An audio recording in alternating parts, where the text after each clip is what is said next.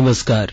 प्रादेशिक समाचार के साथ मैं चंदन कुमार कौंडिल्य। पहले मुख्य समाचार। प्रधानमंत्री नरेंद्र मोदी इस महीने की 27 तारीख को सुबह 11 बजे आकाशवाणी पर मन की बात कार्यक्रम में देश विदेश की जनता से अपने विचार साझा करेंगे। झारखंड विधानसभा बजट सत्र का अंतिम दिन आज साहिबगंज हादसे समेत कई मुद्दे सदन में गूंजे। साहिबगंज और बिहार के कटिहार जिले के मनिहारी घाट के बीच गंगा नदी में मालवाहक जहाज पलटने से उसमें सवार 10 लोग लापता और पीवी सिंधु, किदाम्बी श्रीकांत, एचएस प्रणय और परुपल्ली कश्यप ने स्विस ओपन बैडमिंटन टूर्नामेंट के क्वार्टर फाइनल में प्रवेश कर लिया है। और समाचार से पहले एक जरूरी संदेश। श्रोताओं से अपील है कि कोविड से सुरक्षित रहने के लिए कृपया इन 4 सरल उपायों का पालन अवश्य करें। पूर्ण टीकाकरण कराएं, मास्क पहनें, 2 गज की सुरक्षित दूरी बनाए रखें, हाथ और चेहरा साफ रखें। और अब समाचार विस्तार से।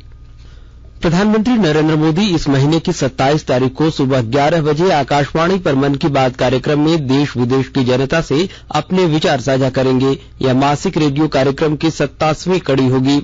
लोग माई गॉव और नमो ऐप पर अपने विचार और सुझाव साझा कर सकते हैं या 1800-117800 पर डायल कर इसके लिए अपना संदेश रिकॉर्ड कर सकते हैं। फोन लाइनें कल तक खुली रहेंगी। लोग 1922 पर मिस्ड कॉल भी दे सकते हैं और एसएमएस से प्राप्त लिंक पर सीधे प्रधानमंत्री को अपने सुझाव दे सकते हैं।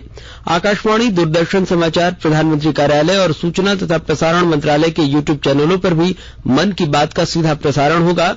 वहीं आकाशवाणी से हिंदी प्रसारण के तुरंत बाद क्षेत्रीय भाषाओं में इसका प्रसारण किया जाएगा। क्षेत्रीय भाषा में कार्यक्रम रात 8 बजे फिर से सुना जा सकेगा। वहीं प्रधानमंत्री नरेंद्र मोदी ने ट्विटर के माध्यम से लोगों को उनके कार्यक्रम मन की बात से जुड़ने की अपील की है। इधर परीक्षा पे चर्चा कार्यक्रम का 5वां संस्करण इस साल 1 अप्रैल को नई दिल्ली के तालकटोरा स्टेडियम में होगा। शिक्षा मंत्रालय के अनुसार प्रधानमंत्री नरेंद्र मोदी विद्यार्थियों से वार्तालाप करते हुए परीक्षा संबंधी तनाव कम करने के बारे में अपने विचार साझा करेंगे। परीक्षा से जुड़े तनाव कम करने के लिए जीवन को उत्सव भावना से लेते हुए देश विदेश से छात्र, अभिभावक और अध्यापक परीक्षा पे चर्चा में प्रधानमंत्री से वार्तालाप करते हैं। आयोजन में भाग लेने के लिए एक ऑनलाइन स्पर्धा के जरिए कक्षा 9 से 12 तक के विद्यार्थी और अभिभावक और अध्यापकों को चुना जाएगा। भारतीय जनता पार्टी के वरिष्ठ नेता योगी आदित्यनाथ को आज लगातार दूसरे कार्यकाल के लिए उत्तर प्रदेश के मुख्यमंत्री के रूप में शपथ दिलाई जाएगी। शपथ ग्रहण समारोह लखनऊ के अटल बिहारी वाजपेयी इकाना क्रिकेट स्टेडियम में होगा। इस कार्यक्रम में प्रधानमंत्री नरेंद्र मोदी, गृहमंत्री अमित शाह, रक्षा मंत्री राजनाथ सिंह और भाजपा शासित राज्यों के मुख्यमंत्री शामिल होंगे। स्टेडियम में 50,000 लोगों के बैठने की व्यवस्था की गई है। इससे पहले कल योगी आदित्यनाथ को उत्तर प्रदेश में भाजपा विधानमंडल दल का नेता चुना गया। विधानमंडल दल की बैठक में अन्य लोगों के अलावा गृहमंत्री अमित शाह भी शामिल हुए। उत्तर प्रदेश में हाल के विधानसभा चुनाव में भाजपा के नेतृत्व वाले गठबंधन को 273 सीटें मिली हैं। राष्ट्रव्यापी टीकाकरण अभियान के अंतर्गत देश में अब तक 182 करोड़ 55 लाख से अधिक कोविड रोधी टीके लगाए जा चुके हैं। स्वास्थ्य मंत्रालय ने कहा है कि कल 29,82,000 से अधिक टीके लगाए गए। इस समय स्वस्थ होने की दर 98.75% है। कल करीब 2,500 मरीज स्वस्थ हुए। वहीं स्वस्थ मरीजों की संख्या बढ़कर 4,24,78,087 हो गई है। देश में कल 1,600 लोगों में कोविड संक्रमण की पुष्टि हुई। कल 6,91,000 से अधिक जांचें भी की गई। और केंद्र सरकार ने राज्यों और केंद्र शासित प्रदेशों को 184 करोड़ 12 लाख से अधिक कोविड रोधी टीके निःशुल्क उपलब्ध कराए हैं। स्वास्थ्य मंत्रालय ने बताया कि 16 करोड़ 45 लाख से अधिक टीके अब भी उनके पास बचे हुए हैं। अमृत महोत्सव के तहत आकाशवाणी के साप्ताहिक पेज में आइए आप भी शामिल हो। आजादी के 75 वर्षों का पर्व अमृत महोत्सव प्रत्येक बुधवार शाम 7 बजे प्रसारित होने वाले प्रादेशिक समाचार के दौरान पूछे गए प्रश्न का सही उत्तर देने वाले एक प्रतिभागी इनाम का हकदार होगा। इसके लिए सुनते रहें आकाशवाणी रांची का प्रसारण।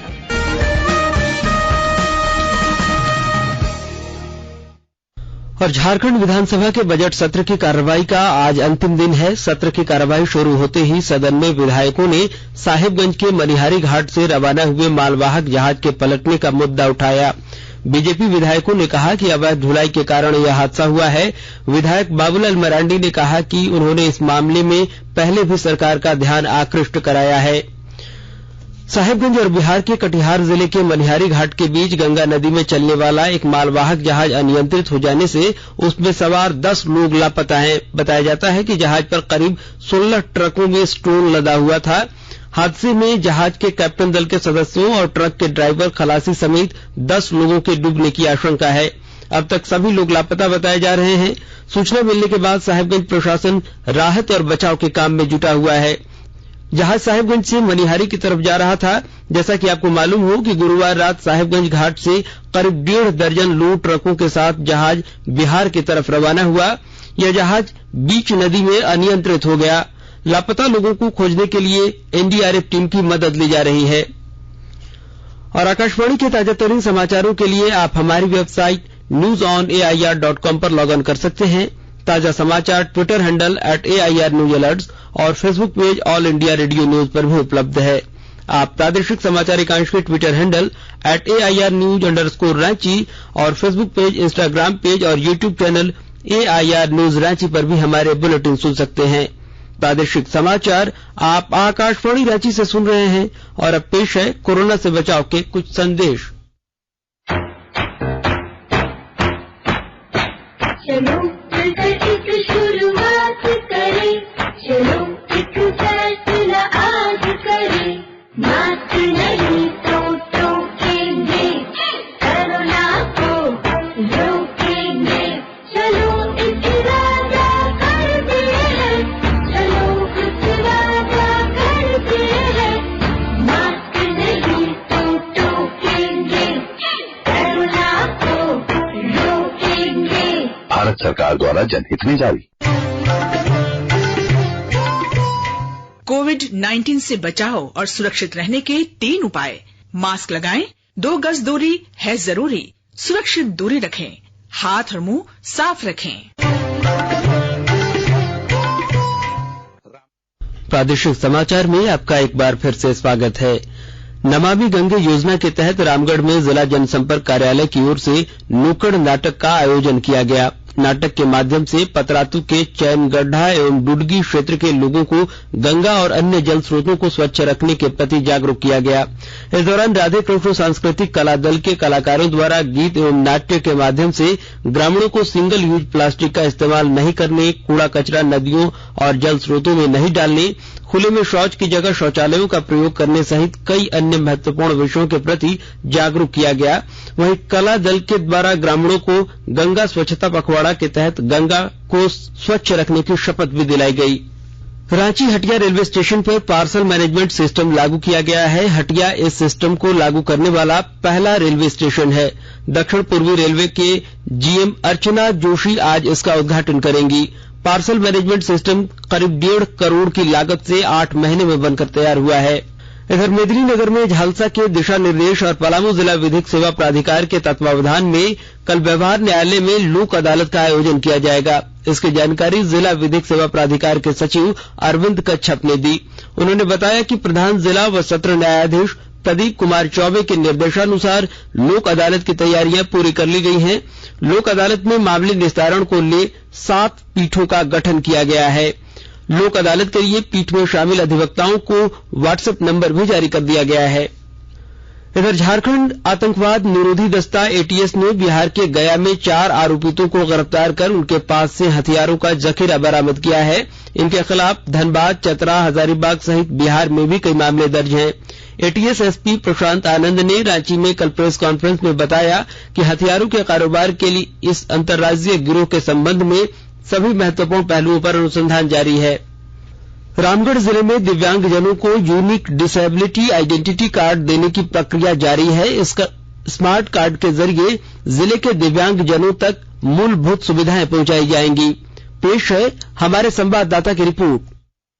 रामगढ़ जिले में भारत सरकार के सामाजिक न्याय एवं अधिकारिता मंत्रालय द्वारा सभी दिव्यांगजनों को यूनिक डिसेबिलिटी आइडेंटिटी कार्ड देने की प्रक्रिया जारी है। भारत सरकार की इस सराहनीय प्रयास से रामगढ़ जिले के दिव्यांगजनों को विशिष्ट पहचान मिल पाएगी। इस स्मार्ट कार्ड के जरिए जिले के दिव्यांगजनों तक मूलभूत सुविधाएं पहुंचाई जाएगी। यह भारत सरकार की एक महत्वाकांक्षी योजना है, जिसमें यूडीआईडी कार्ड के जरिए दिव्यांगजनों को तमाम योजनाओं से जोड़कर लाभान्वित किया जाएगा। दिव्यांगजनों को विभिन्न योजनाओं में लाभ लेने के लिए अपना प्रमाण पत्र लेकर कहीं घूमने की आवश्यकता नहीं है। अब यूडीआईडी कार्ड के जरिए उनकी संपूर्ण पहचान हो जाएगी। जिले के सभी प्रखंडों में दिव्यांगजनों का यूडीआईडी निर्माण कार्य बनाने की प्रक्रिया जारी है, जिसे 31 मार्च 2022 तक हर हाल में पूरा करना है। कौशल किशोर तिवारी, आकाशवाणी समाचार, रामगढ़। गुमला जिला मुख्यालय के पुलिस लाइन चांडाली में कल आयोजित मेडिकल कैंप में देश विदेश के प्रतिष्ठित अस्पतालों के चिकित्सकों ने जिला पुलिस बल के जवान, अधिकारी और सीआरपीएफ 218वीं बटालियन के जवानों की स्वास्थ्य जांच की। आपको बता दें कि जिले के पुलिस अधीक्षक खुद चिकित्सक रह चुके हैं। ऐसे में वे अपने अधिकारियों और जिला बल के जवानों की सेहत को लेकर सदैव सजग रहते हैं, इसलिए उनके द्वारा प्रत्येक शनिवार को पुलिस लाइन में मेडिकल कैंप का आयोजन कराया जाता है। दुबई में विश्व पैरा एथलेटिक्स प्रतियोगिता के व्यक्तिगत स्पर्धाओं में कल सोमेश्वर राव रामुद्री ने लंबी कूद में और मोहित ने भाला फेंक में स्वर्ण पदक जीता है। भारतीय दल ने कल 6 पदक हासिल किए और 2 एशियाई रिकॉर्ड बनाए। सोमेश्वर राव रामुद्री ने पुरुषों की लंबी कूद स्पर्धा के फाइनल में अपना सर्वश्रेष्ठ प्रदर्शन करते हुए T64 का स्वर्ण पदक हासिल किया। वहीं मोहित ने पुरुषों की भाला फेंक स्पर्धा के फाइनल में अपने पहले ही थ्रो में 54.71 मीटर की दूरी हासिल की, जो स्वर्ण पदक जीतने के लिए पर्याप्त थी। पैरालंपियन धर्मवीर ने पुरुषों के व्हीलचेयर डिस्कस चैंपियनशिप में अपना दूसरा रजत पदक जीता। वहीं अजीत कुमार अमृतला पांचाल ने कांस्य पदक जीता है। महिलाओं की ट्रैक स्पर्धाओं में जयंती बेहरा ने 200 मीटर महिला फाइनल में रजत पदक हासिल किया। वहीं ईश्वरी निषाद ने 400 मीटर महिला फाइनल में दूसरा स्थान हासिल किया है। पीवी सिंधु, किदांबी श्रीकांत, एचएस प्रणय और पारुपल्ली कश्यप ने स्विस ओपन बैडमिंटन टूर्नामेंट के क्वार्टर फाइनल में प्रवेश कर लिया है। महिला सिंगल्स में अंतिम 4 के लिए आज सिंधु का मुकाबला कनाडा की मिशेल ली के साथ होगा, जबकि पुरुष सिंगल्स में क्वार्टर फाइनल में किदांबी श्रीकांत का सामना डेनमार्क के एंडर्स एंटोनसन से होगा। वहीं एचएस प्रणय और पारुपल्ली कश्यप आमने सामने होंगे। और 15वीं इंडियन प्रीमियर लीग प्रतियोगिता कल से शुरू होगा। उद्घाटन मैच में वानखेड़े स्टेडियम मुंबई में मौजूदा चैंपियन चेन्नई सुपर किंग्स का मुकाबला कोलकाता नाइट राइडर्स से होगा। इस बार के आईपीएल में 10 टीमें हिस्सा ले रही हैं। लखनऊ सुपर जायंट्स और गुजरात टाइटंस भी भाग ले रही हैं। प्रतियोगिता में कुल 74 मैच खेले जाएंगे। खिताबी मुकाबला 29 मई को अहमदाबाद में खेला जाएगा। और अब संक्षिप्त खबरें। गिरिडीह जिले के बगोदर थाना क्षेत्र के घाघरा निवासी गोविंद महतो की दोहा कतर में कल मौत हो गई। जानकारी के अनुसार 2 महीने पूर्व गोविंद महतो निजी कंपनी में काम करने दोहा कतर गए हुए थे। जल जीवन मिशन के तहत विश्व जल दिवस 2022 के अवसर पर गुमला में जल गुणवत्ता विषय पर संवाद कार्यक्रम का आयोजन किया गया। मौके पर उपायुक्त सुशांत गौरव ने कहा कि इस पूरे अभियान की सबसे मजबूत कड़ी जल सहिया बहनें हैं। सहियाएं लोगों को जल के गुणवत्ता के बारे में जागरूक करें।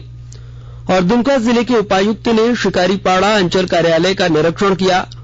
उपायुक्त ने दफ्तर की कार्यप्रणाली, संचिका संधारण, राजस्व वसूली, जन समस्याओं के निष्पादन तथा अंचल भवन में उपलब्ध सुविधाओं एवं उनके रख रखाव की विस्तार से जांच की।